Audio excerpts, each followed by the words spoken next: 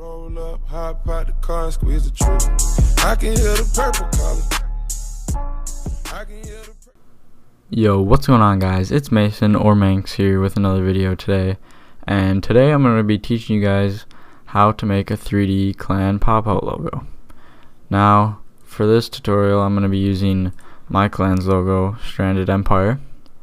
And so I just got like two normal just normal pictures. Hold on, let me find them. There was one it was a background.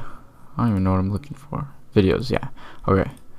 One was a background of just the MW2 map terminal, and the other was a PNG of the 3D.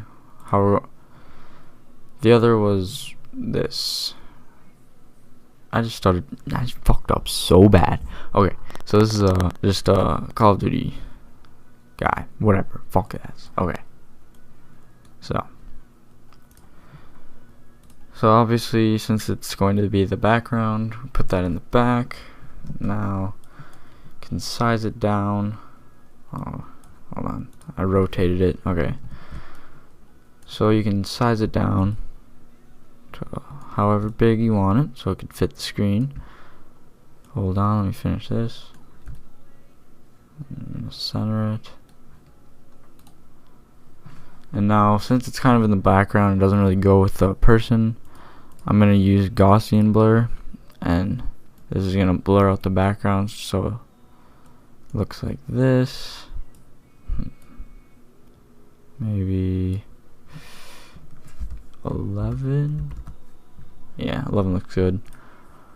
Alright, so now with this guy, we're going to click, well, since I'm on the Windows, hold on. First, you gotta size them down, actually, to however big you want them inside the logo. You can see like that. That'll probably be good. I think that's about good. Yeah. Okay. Hold on.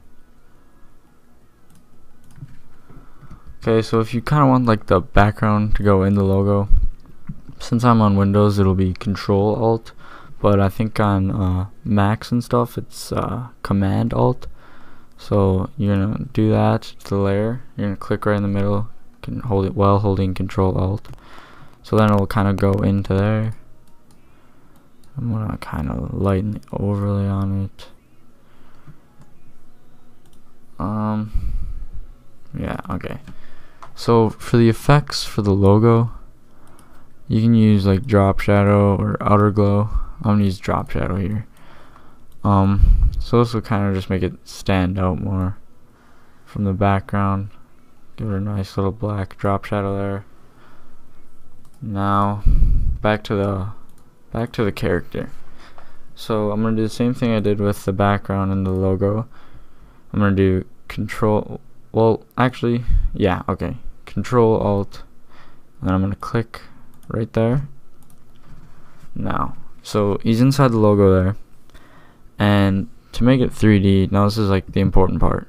So I'm gonna click Control J, which I think would be Command J on Macs. Now I'm gonna lower the opacity so I can see like kind of where the outline is, and then I am going to erase whatever I don't want to stick out of the logo. So I think I'm just gonna I'm gonna keep in like the gun and his head part. So I'm gonna erase everything around there. And then alright, well that one's actually kind of quite easy, but with other ones you'll just have to like erase like in the edges and stuff like that. Like for pictures, like this is kind of an easy one. But see, like if you wanted, if you didn't want this part right here in, you could go around and cut it out like this.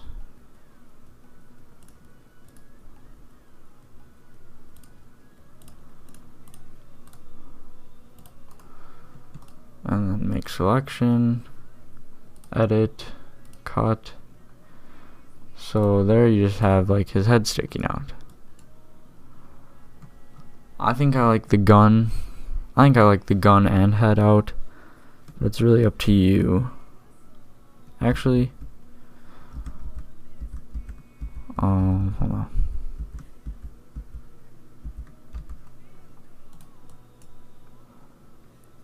Yeah, I like it like that. Maybe I can actually move it a little so it'll look kind of better and easier to recognize the logo. Okay.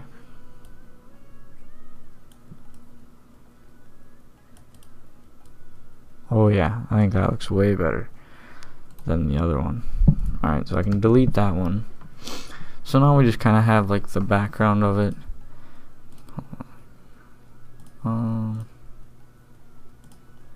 Alright, so back to the effects on this. I like to use inner shadow a lot, and that, as you can see on the inside of the logo, I'll give you a little, see there's like nothing around the inside of it, and then there's the shadow. Yeah, I think that looks good. Okay, for stroke, I usually do a white stroke, but because I use a black drop shadow, and a black stroke just kind of blends in, as you can see here. So I usually use white, which looks pretty good. But you could use other colors if you want, obviously. I might use a little tan. Yeah. Maybe take it down one size. Actually, I'll leave it at 3. Oh, and the opacity was at 89. Let me fix that. So we'll move the opacity to 100. Now this is like time for the text. Here we go. So I'll just use my name, which is Manx. Just type that out. Bring the size up. Not too big. It's about good. Now I'm gonna look for a font.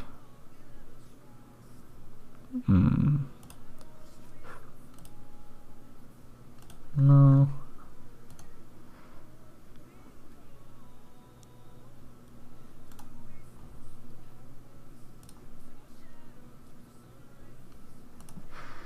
Font, I think, is pretty important in this.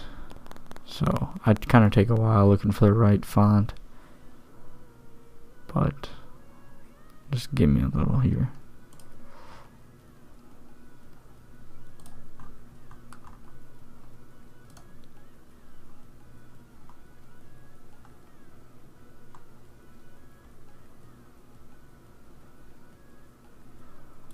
I'm gonna try Babus New. Yeah, usually when I can't find one, I just go to this font, Babus New, or however you say it, I don't even know. But yeah, I usually use that as like kind of like my go-to font. So here I center it with the rulers, drag them down into the middle like that. That's all you gotta do for them to find the center. Okay, now for the text I usually do an arc. So you right, okay, let me go back to that. So Control T on the text, or Command T for Mac users. Then you're gonna right click and click warp, and then you're gonna go up into the top left here and click on this and choose arc, and then you're gonna drag it down so it arcs just a little. At least that's how I usually like it. And then you can fool around with the text, put some drop shadow on it. Let's see, 100 opacity.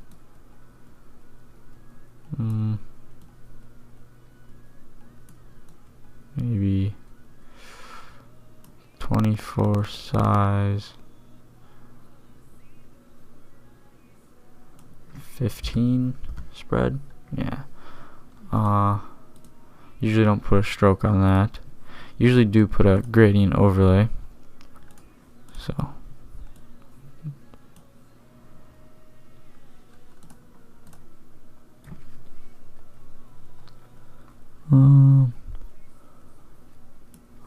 right, and then maybe a little bevel and emboss.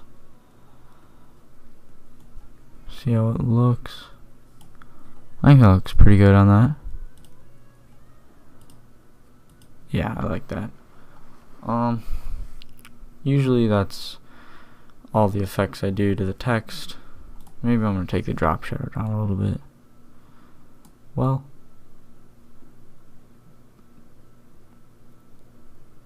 yeah, I think that's good.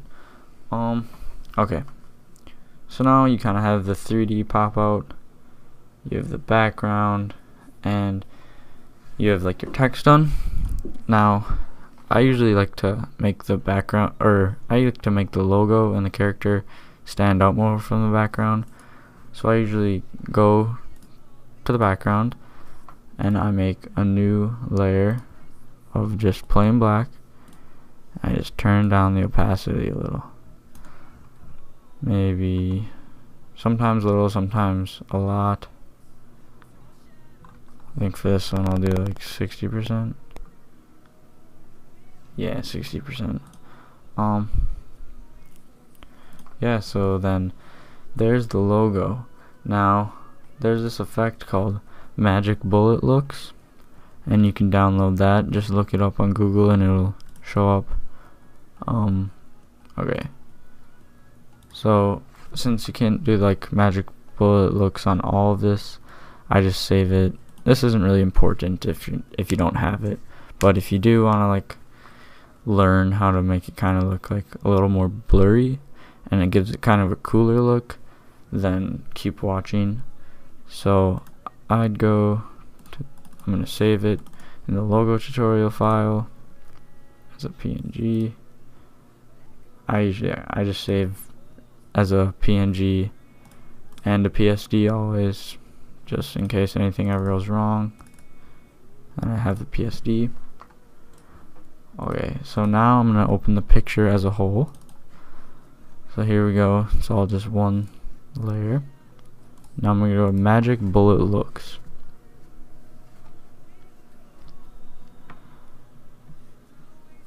Now I use chromatic aberration, I think is how you say it. And as you can see, it gives it kind of a funky look. And now just wait for it to load in, you'll be able to tell a difference. And there it is. See, it kind of like, I don't know, kind of messes with your eyes a little bit. Like down here on the text you can see, I don't know, just kind of, I like it a lot, and a lot of designers use it. But yeah, thank you guys for watching, and there will be more videos soon, and I'll see you later.